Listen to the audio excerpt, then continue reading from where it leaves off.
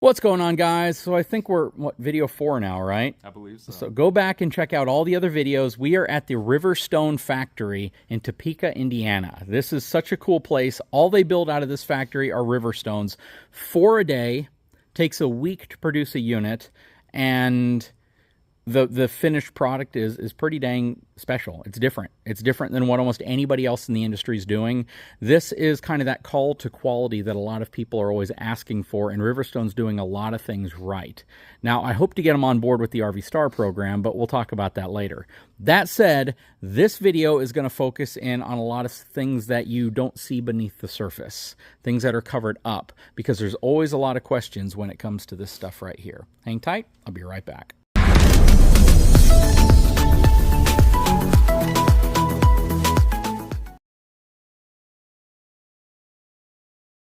Okay, so I got my good buddy Nick back with me again. Nick, I appreciate you having me out here. Wasn't paid a penny to be out here to do any of this stuff. They didn't cover my flight, hotel, none of that stuff. I just happened to be out here for something else, and I wanted to view their facility, even though it's like an hour away from anything else. It's kind of crazy. That said, I want to talk a little bit about wiring.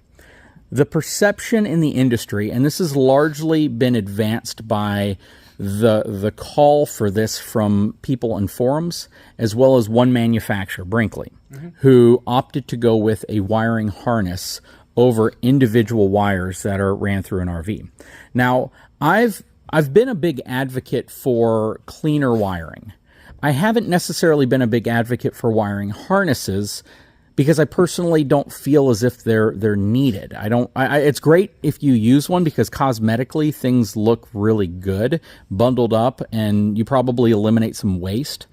But that said, as long as, in my opinion, wires are ran neatly, they're bundled up properly, there's a focus on making sure screws won't go through them, things like that, I'm pretty happy with manufacturers that don't use harnesses, as long as they do it in a very clean fashion. And that's one thing he didn't know I was staring at earlier. I was literally going like this. I zoomed in, and I was just staring down the top of one of these units. So when you're looking at all the reels and barrels of wires that we had over there a minute ago, probably looks a little scary. Our guys do a really good job of cleaning them up on the roof. We try to run all your 12-volt wires down your off-door side, all your main 110 runs down your door side. You'll notice we do them in line with our mouse trap lights, we call them, the spring lights. It's not a, there's no screws coming in through those light holes. So if you ever do have something you're searching for a short, you can pull one of those lights and all your wires are right there to access. It's there's nothing absolutely perfect about RV wiring. I think we do a pretty darn good job of it. We have so many different wires because of the control system we use. Almost all of your lighting zones are on their own switch, which means they go straight from the lighting zone down to the main control board. So every color and gauge of wiring that we have up here in 12 volt is for a different zone. That's why we have so many different kinds of 12 volt wiring. We could run a main power and run it to switches and daisy chain them through the whole unit, but then there's a lot of connections to have issues at. If you do have an issue, it can be very hard to chase down. Here you have a lot more direct runs, a lot fewer connections in places you can't access them. Well, correct me if I'm wrong. So here's a big differentiation, I think, and you're going to have to correct me on this one. Typically, when I see the wiring go into a fifth wheel, for most manufacturers, they do it when the frame, when it's just a frame. They don't do it when the sidewalls and the roof structure is all in place. Like right here, you can see that the wires are going in, and it's all being ran across the roof or through the roof, versus what I typically see where all the bundles are going into the frame and underneath the floor, which, I mean, if I had to theorize why they do that, is it's probably easier, but finding and locating a wire you have a problem with would be a total pain in the butt, because there's no way to access it. Is that why you do it this way? Yeah, also not doing laminated walls, not having a laminated roof, which a number of guys don't do laminated roof, but not laminated walls also allows us to control where our wiring's going in the wall. We're running that because you don't have foam that you have to try to punch through. Yeah, we don't have to have channels built in, right? We don't have to have wire chases built into all the walls, because it can go through a wall like it would in your house and then be insulated over. Okay, no, that makes perfect sense. That's why you see outlets on a lot of exterior walls for us, and a lot of products, all your outlets are on interior walls, because they have no way to get that outlet in the exterior wall unless they're having that installed by their lamination facility, which a lot of times is not in the same building. It's a different production facility. Sometimes it's not the same. It's not the actual company. Sometimes they're outsourcing that laminating. Now, most of your major brands probably have a hand in the control of that lamination facility, but it's not the same as building the wall in here, doing all the wiring 100% in-house. Yeah, and seeing 100% of what's going on inside of the wall before you put your fiberglass on, or your Asda and your fiberglass on the outside of it. I mean, if we're in the middle of that winter show season, we're working shows all the time, and we have a newer floor plan, and all the sales guys are talking, we go, man, we have a lot of customers that need an extra outlet at, this corner of the kitchen. All we have to do is walk down here, grab the production manager and the electrical group leader, and we can make that change. There's no call to an outside source. There's no call to the laminator, add in an outlet somewhere. So it just makes not just the wiring, but also changes on that type of stuff a lot simpler too. That makes sense. That's very cool. So no, this is one of those areas that I've been critical on when I see, like with my Brookstone, when we drop the bottom, a lot of wires were under there, a lot of sawdust, a lot of things under there, and it looks really ugly. But then I start to think about it more in depth, like, is there any chance that this stuff's actually ever going to get damaged? And it's unlikely because it's in an area that's covered and protected. And you guys kind of do the same thing, but through the roof structure, and it's very clean. It doesn't look messy. It doesn't look like it's just a big slop of wires. And I understand the concept, even though cosmetically speaking, we all agree wiring harnesses look pretty. They do. They look really nice. And there are reasons why you might want a harness, even from an installation, because there's less waste. And this is an area where I guarantee the negative side of doing it this way is the fact that you have a lot of pieces of wire when you're done. 100%. I mean, like I said, I think we have a great group here and they do a great job. We'd even here, these are going to be clearance lights on the rear camera light. There's going to be an extra couple feet on each of those that's cut off. Yep. At the end of the day, that is waste, that is dollars. But having someone lay up all your wiring harnesses and having that much, that kind of a process to go through for any change you need to make is also cost you money. Oh yeah, that's true. I didn't think about that. Aside from just the lamination aspect, if you want to add an outlet somewhere, an outlet, an extra light, depending on what your wiring you really can't do it doing. because of the harness. And it's not a negative against them. It's just a lot more planning and forethought that has to go into every little change. If you want to add an outlet, you want to add a light, you want to add a switch somewhere, because if a harness is already made for what's in there, then you can't just tear the harness open and tack a wire into it and splice in. So no, I didn't even think about that. So that makes a lot of sense. Okay, so now we are at the insulation area. And again, this is a hung wall. So you see this insulation that's kind of draped here. That stuff is going to be put on the wall. And I'm going to ask Nick in a second here to go over that process. But what I want to show you is when you look at this insulation, yeah, it's a big roll. 57 rolls, I guess. I don't know. I guess 57 of these. Yeah, it's probably what came on the pallet. Yep. So you look at this, it looks real thin. But check it out whenever it fluffs up to full thickness. So that's very thick. That's a lot thicker than what you might assume it is when it's, palletized up like this. But Nick, can you quickly go over the process of insulating a Riverstone? Yeah, so when we insulate them, again, that's why we do 16-inch centers, because we're taking a 15.5-inch insulation that's made for your residential home style insulation. And we're going to be putting it between each of these rafters. It's going to be the same thing down your sidewalls as well. So that thick insulation you saw over there is the same insulation we're using on your sidewalls. Okay. So we're going to insulate it through this roof rafters in between each rafter, and then we're going to take your 3/8 plywood decking now, and we're going to glue and screw that down to each of these as well.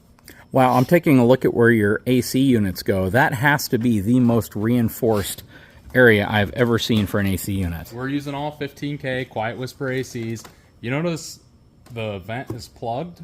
Yes. Now we still are going to have some shakedown, but that helps keep a lot of sawdust out of there. Okay. So once they put the roof decking on here and we route those holes out, they're going to clean that out before they pull that plug out of the AC duct. Okay. Just helps keep some of the sawdust out of the duct. And these were the lights you were talking about in the previous video, where they're mousetrap lights. You basically spring them in. When it goes up in place, it pops into place, so you don't have to worry about screws coming in and drilling through these. Most of the RV industry uses screws, and it's probably because it's cheaper. It's a less expensive light system. But this right here, Yeah, you have no screws that could possibly go in and impact the actual wiring. Now, if you wanted to pull a light fixture out, is it just a matter of pulling it really hard to get it out? I do it delicately, but you pull on the edge and it starts coming, Okay. and you get the spring and you just push it in with your finger. Kind of like some of the residential ones that use the clip. So That's what, yeah, it's basically what it is. I mean, from the inside our light, we'll see down the way, but it looks almost like a can light you'd see in a house. Okay, very cool. But basically, we're going to insulate the roof. We're going to add your decking here. We're going to route the holes for your AC up here. We're going to also, you're going to see attic vents are getting placed on there, as well as some your vent tubes for some of your tanks. So, Okay. and then we're going to, from here, the unit's going to roll forward, and we're going to attach the actual sidewalls. So real quick, this is all Whisper Quiet AC units. That's all you put in here, right? Yep. And this is it looks like a true racetrack It is ducting system. True racetrack. Every AC we use is a Quiet Whisper. It is a 15K with heat pump. With heat pump. Yep, we So only use heat pump ACs. all 3 ACs are going to have heat pumps. Mm-hmm. That's crazy because I've seen some manufacturers that are ultra luxury that will put 2 standard and then 1 with a heat pump on it. And you're saying all 3 units on a Riverstone have heat pumps. Yes, we started that in the 2024 model year. Before Okay. that, it was the third AC was automatically heat pump, and the other ones were optional. Okay. But starting with 2024s, we did all 3. Well, the only AC we buy is a heat pump.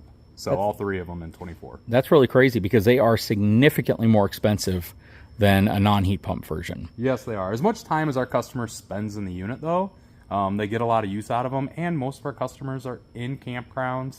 And although we get built with all the extra insulation, a lot of our customers are places where they're really not below freezing and they don't need to run the furnace. A lot of them are places where it's 45, 50 degrees at night and they want to take the chill off and not burn their propane because they're parked for 3 months. Yeah, that makes sense. So, man, what is this over here and why is it stacked with so many pieces of plywood? well, that is... Ceiling fan? Ceiling fan. Ceiling fan. Look at that. That's like 6 pieces of plywood stacked on top of each other. Not even kidding. I got to zoom in on that.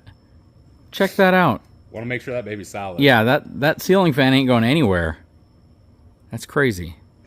One cool thing about our sidewall, it's not a rolled fiberglass product on the sidewall. It's called sheet glass. So behind us, you're going to see a cart with 40 to 45 foot pieces. That's how our walls come in. You're going to notice the back has resin on it. So we're on an Asdale wall now. So you add some actual resin to the back of that to help strengthen it, to help the sturdiness. You're not going to have any organic material in that wall anymore. Up until the 2025 model year, we used a Lawan in our wall, which that wall skin not being laminated, the Lawan is an adequate product. We just want to get the organic material out of that exterior wall. We're still a very similar wall though. So this wall, when it's built, they actually have molds. They're flat molds for these walls. They spray that gel coat material. While that's wet, whether it's Lawan or Asdale, they're taking those sheets and adhering directly into the wet gel coat. So there is no glue between them. There is no lamination product. It's adhered directly into the wet gel coat. Then over the back, they're going to go and on the Lawan, they're going to resin and shake over the seams, where this is going to have more of a resin across the whole thing, just to help, again, strengthen it. Because although Asdale is a good product, It imprints. it's not as sturdy. Yes, I've heard about that. So if you take a sheet of Lawan, 3/6 Lawan, you take a 3/6 sheet of Asdale, the Asdale is going to bend more and be more flexible than the Lawan is. But our wall, we use a thicker gel coat than your average wall. When you look at this, it's going to be one of the smoothest walls you're going to see especially on a fifth wheel, right? So, and that's our primer gray wall. So this one's going to be going for full body paint. Who they buy it from? So I'm going to tell you something that I've learned in the years that I've been doing this. I actually met with a manufacturer who uses Asdale, and they use it in a laminated wall. And I was making a point during a video I was shooting with them that, is it the best wall you can have out there? And his reply to me was, no, a hung wall is the best wall you can have out there. And that kind of was shocking to me because it specifically spoke to the fact that at that time, nobody with a hung wall was using Asdale. So for him to make the claim that his Asdale wall was, I'm not going to say inferior, but that the most premium wall you can get is still going to be a hung wall, even though it's Luan with fiberglass on it, was kind of spoke a lot to me, because I'm thinking you can technically get delamination, but because this is one sheet of fiberglass, it's not going to bubble like you might typically see. And it was interesting to me to hear somebody who uses Azdel say that their product isn't as good as what your wall used to be before you used Azdel. So now you have a hung wall with Azdel and a higher grade fiberglass on top of it. That's pretty awesome. And your pet fly was back for a second. And, you know, we're going to insulate the wall with the same thick insulation you saw up top. We're going to glue that insulation in up through the studs with a spray adhesive. Then once that insulation's in, we're going to take Sikaflex. We're going to put it up and down every one of these studs. Again, that glue is a glue that will hold at 475 PSI. You're going to see we put some screws in around these items where you're going to be getting different trim pieces to cover those areas up. Around the openings, we're going to have these 90-degree outside corner pieces that get screwed on. You never see these. That is cool. And then that gets removed, and the trim gets put in that spot. Then where you have a bigger blank area, we have these carpeted steel tubes. That's going to help keep that down on those studs across that area as that Sikaflex begins to cure. Okay. And you've been doing this long enough now that you have the process down. Yeah. So this is the same process we've been doing. Well, not just us. This is the same process Cedar Creek's been doing for 26 years now. We've been doing it at Riverstone for 9 years, again, with a thicker version of that wall. In our old production facility, it was half this size. When our guys went to hang one of these walls, they were using suction cups and they were doing it by hand. Here, a little more spoiled, a little better process. We actually have a hoist where we lift the walls up and move them into place now. That's good. And real quick, in previous videos, we mentioned how all of this stuff gets attached, and since I have it here, I want to show you this again. So the way they attach this outside wall to the upper deck is with these bolts that go all the way through, and then they screw directly through into the beam, and then all three pieces of lumber get much thicker wood, because this is a 3-inch thick beam versus your typical 2, and it goes straight into this huge 1/4-inch thick 2x8 section with an 8x6 front to it. This is crazy. And the reason why I'm bringing this up here is because, again, we talked about how these are crushed into this tube, and the reason for that is because whenever they hang the sidewall or the material to it, it needs to be flush. You see that? That's very cool. And you can even see how the screws go all the way through. Very, very nice. So even the under your, I guess lack of a better word, under your fifth wheel, under your gooseneck area, even that front pylon piece is an Azdel backer. Okay, no, that's nice. A lot of pieces you're going to see like an HDF backer of some kind. So a lot of stuff you guys do different than the rest of the industry. We try. And again, we're not perfect, but every day we try to get better. That's one thing we try to talk about a lot around here is you're moving forward or you're moving backwards. No one's ever staying still. So we're always trying to move forward. So we are running at time on this video. Man, this video just flew by, didn't it? Now, we had a lot to cover in this one. Yeah. And then we're going to talk about, I guess we're going to talk about some of the differences in the roof structure. You hinted at what's taking place now earlier in one of the first videos. So go back and check out the first videos. And now you're actually going to see what's different about these Riverstones and the roofs. So guys, if you haven't had a chance, please take a moment, go back and watch all the videos in this series.